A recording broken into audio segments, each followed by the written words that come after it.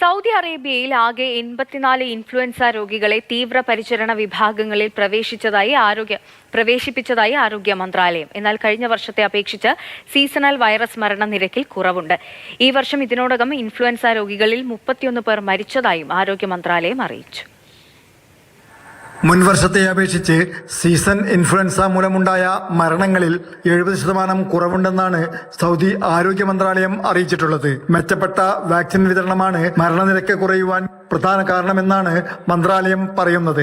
പ്രായമായവരും ഗർഭിണികളും വിട്ടുമാറാത്ത രോഗങ്ങളുള്ളവരും ഉയർന്ന അപകട സാധ്യതയുള്ള ഗ്രൂപ്പുകളിലുള്ളവരുമായ 3 ദശലക്ഷത്തിലധികം വ്യക്തികൾക്ക് ഈ സീസണിൽ വാക്സിൻ നൽകിയിട്ടുണ്ട്. സമൂഹ അവബോധം വർദ്ധിപ്പിച്ചതും വാക്സിനുകളുടെ ഫലപ്രാപ്തിയുമാണ് സീസൺ ഇൻഫ്ലുവൻസയുമായി ബന്ധപ്പെട്ട കേസുകൾ കുറയുന്നതിന് സഹായകമായത്. മാർച്ച് അവസാനം വരെ ഇൻഫ്ലുവൻസ സീസൺ തുടരും. ഗുരുതരമായ കേസുകൾ തീവ്ര പരിചരണ വിഭാഗത്തിലാണ് പ്രവേശിക്കുന്നത്. ഇവരെല്ലാം പ്രതിരോധ വാക്സിൻ എടുക്കാത്തവരാണ്.